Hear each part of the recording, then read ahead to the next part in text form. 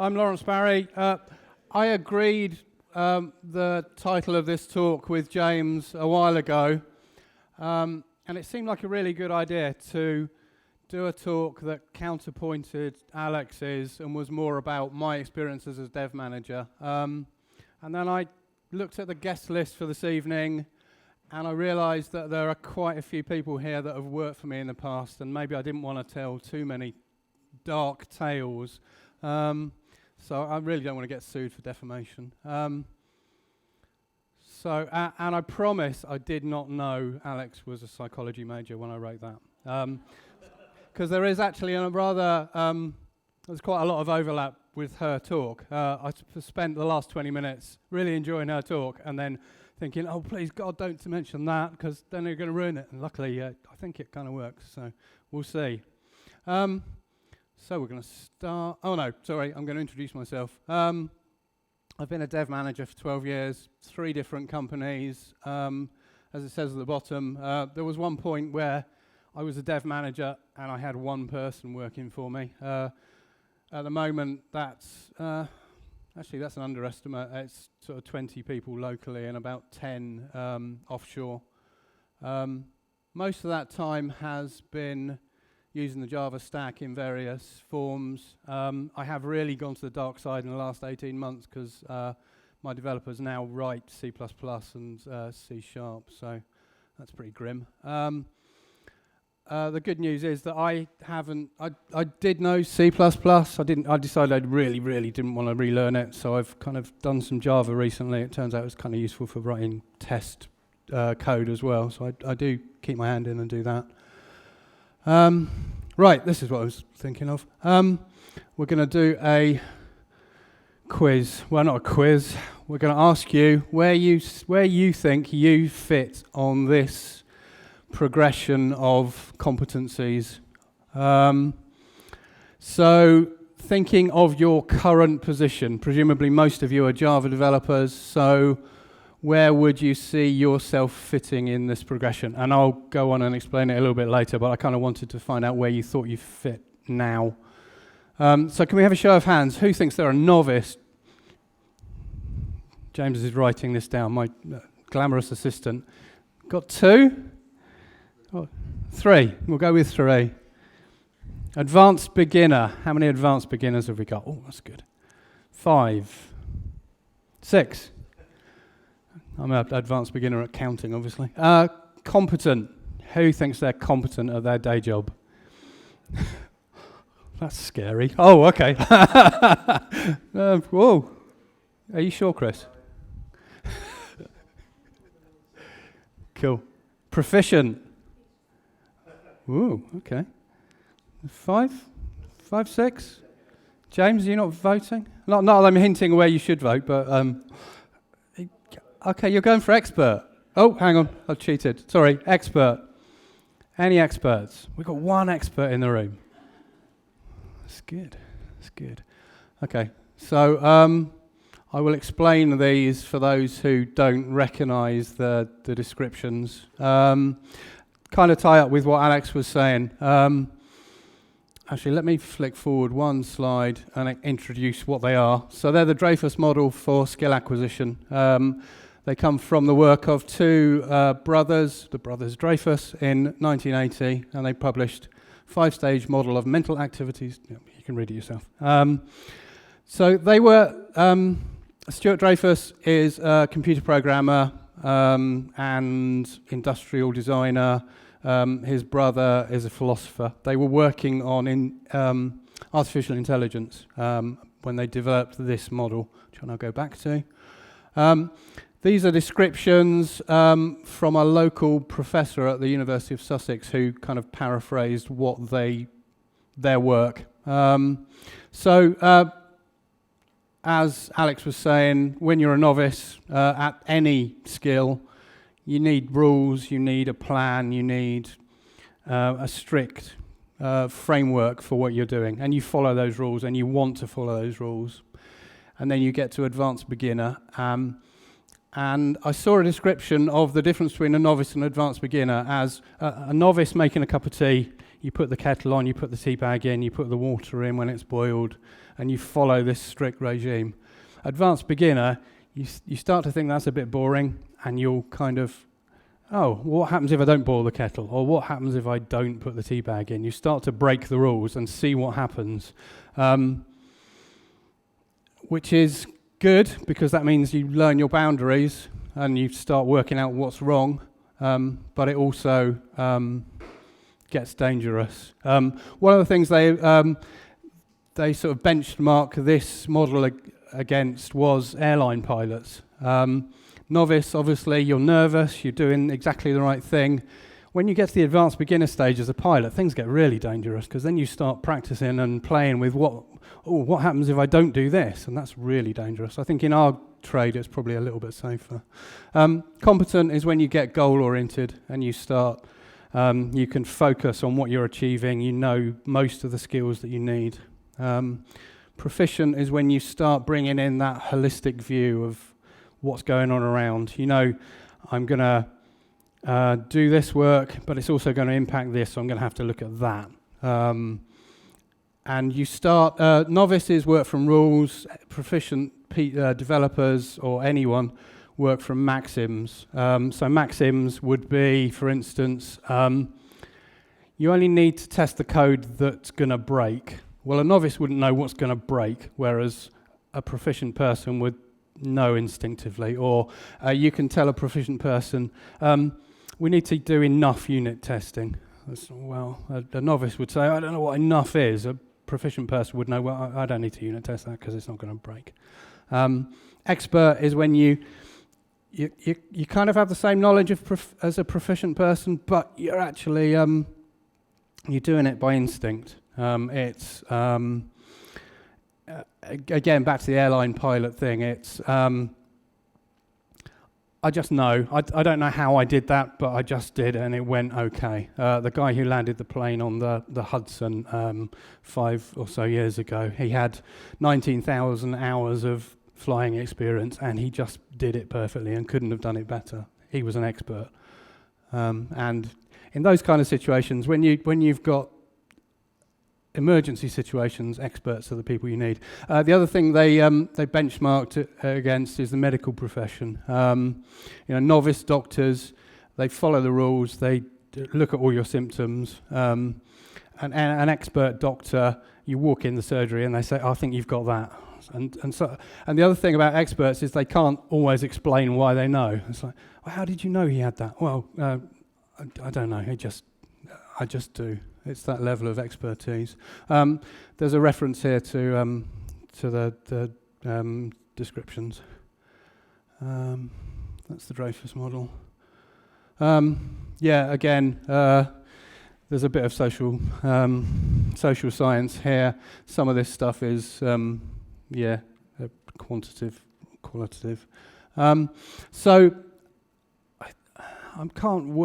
not sure from the data. I think we came up with a normal distribution. From what I think, it was kind of a bit of a curve. The data I've found about this is that it's not a normal distribution. In whatever skill you're learning piano, flying, developing software, you actually get an awful lot of advanced beginners. I know in my career I've met quite a lot of people who are always going to be advanced beginners. They're always breaking the rules, not necessarily to find out why, but just because they break the rules. And but then happily you get to competent.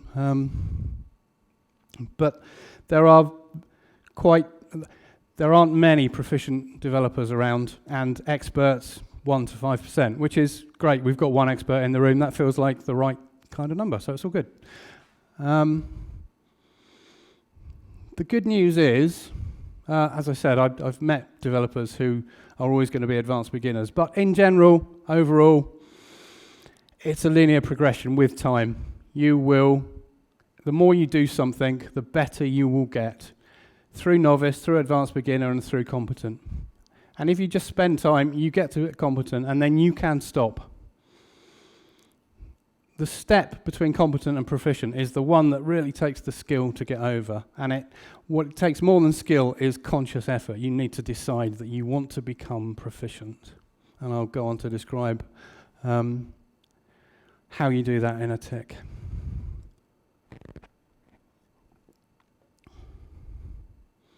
So, yeah, there is some good news. I'll let you read that. But basically, there's nothing to stop any of you, unless you want to be an elite sports person, there's nothing to stop you becoming an expert in whatever domain you want to be an expert in, Java programming, for instance, or flying or whatever.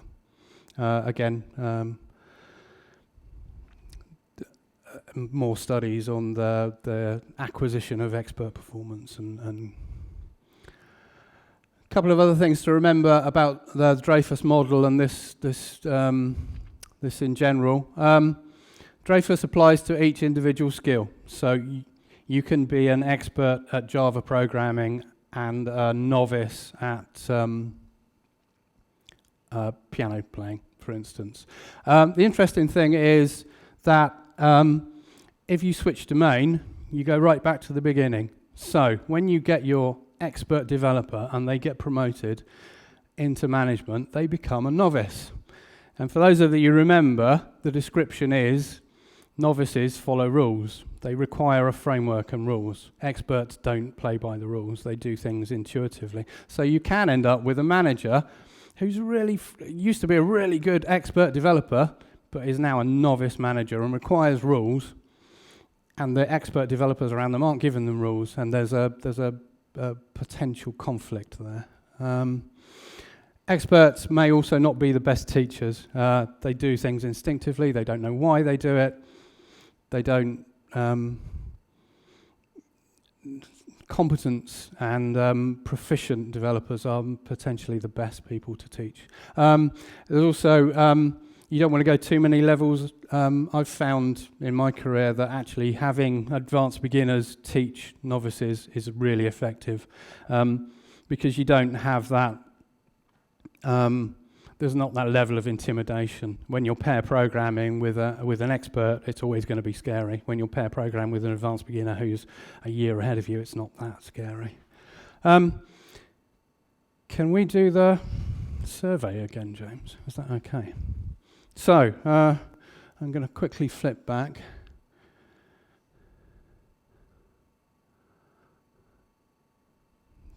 Can we see whether we still agree? Who still thinks they're a novice on the Dreyfus model at their day job?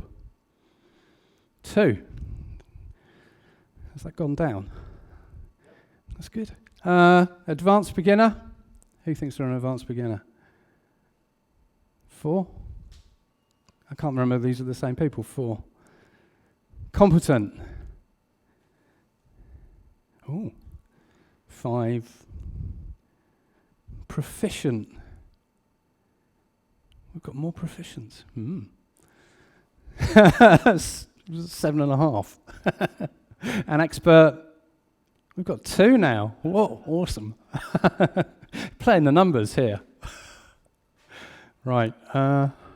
Let's go back to where we were. Yeah, for those of you who moved yourself up the scale,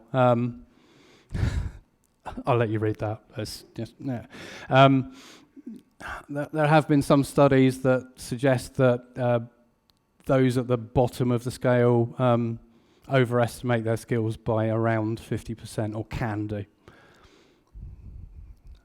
How do you make that step from competent to proficient? Deliberate practice. The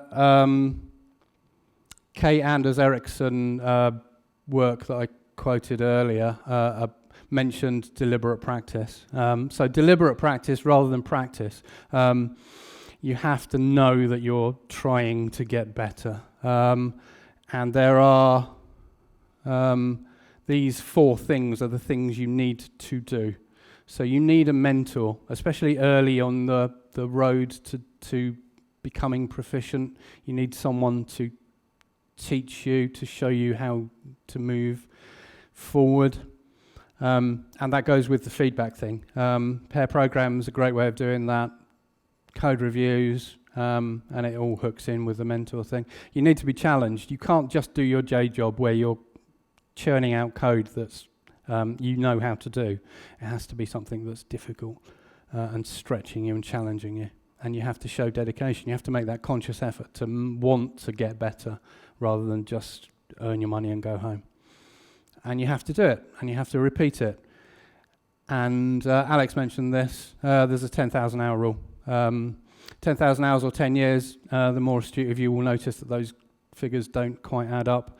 The reason they don't quite add up, you should be able to do the 10,000 hours in about 5 years, really. The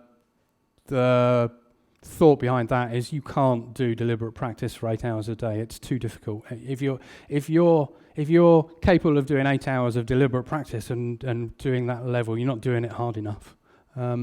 3 hours a day is meant to be the optimum for enhancing your skills. There's been a lot of debate recently about whether this 10,000 hour rule really applies. Malcolm Gladwell, who wrote about it in the Outliers book, has backtracked a bit on some of what he said in that book.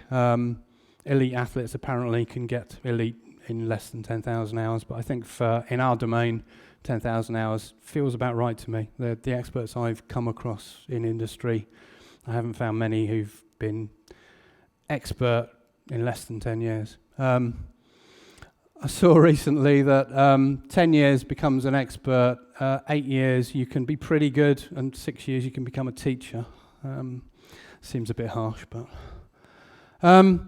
So, as I said, I'm a development manager. I recruit graduate developers quite a lot of the time. Referring back to that model, the kind of skills that I look for, I kind of want my graduates to be advanced beginners. I don't want to have to teach them the basics. I want them to be able to break the rules a bit when they need to. Those are the 4 kind of domains that I think are important in our work. I've kind of given up on hoping that people will know about Agile when they join our company as graduates. It would be nice, but they don't seem to teach it at university. So I've been quite shocked when I interview graduates recently about their level of Agile knowledge. I think it's a bit harsh to say that I get novices at OOD. When I interview graduates, they know the basics, but I kind of want them to know a bit beyond the basics, but that is a little bit harsh. But definitely, I went on LinkedIn recently, having done a day of recruiting graduates, and bemoaned the fact that almost none of them knew about unit testing, and none of them had even heard about TDD. And I think that is a failing in our education system, and a failing in our education system globally, because we interviewed people from all over the world, and none of them knew about TDD. One graduate who works for me now said that he learned about unit testing at university.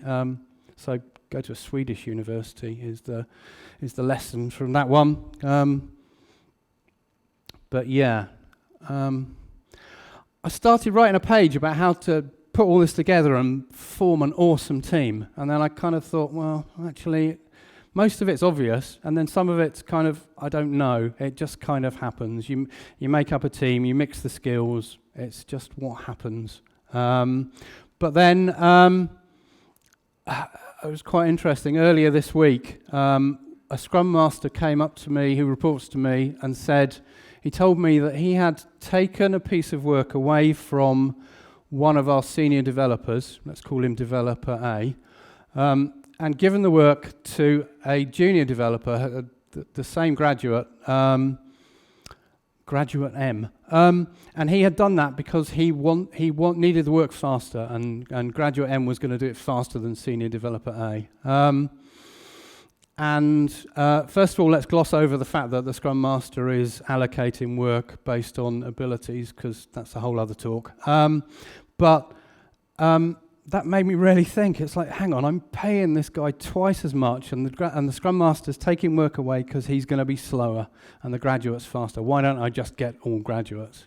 And then, actually, because I was preparing this talk, I looked at the Dreyfus Model, and it's like, okay, yeah, that's why. Because the work we were talking about it wasn't rote development, but it was fairly straightforward development, and it's something that the graduate who is a advanced beginner can do without breaking the boundaries or knowing about this holistic system that we're working on. It's straightforward, and he could do it, and do it well, and do it. And the senior developer was going to overthink it and complicate it. So yeah, I'm a big fan of advanced beginners and junior developers generally. But yeah, remember the Dreyfus model and remember how to move up that chain. A lot of what I've talked about today came from this book. People I've recommended this to have often objected to the subtitle, which is Refactor Your Wetware being brain. I can recommend it. I can't wholeheartedly recommend it because some of it's a bit woolly. There's a lot of left brain, right brain stuff, and visual learning against written learning, and I don't agree with all of it, but certainly the early chapters of this book are really good, and you can download the bit about Dreyfus for free from the website. That's the reference to Michael Araut, who's professor at the University of Sussex and has written a lot about this. And I'm done.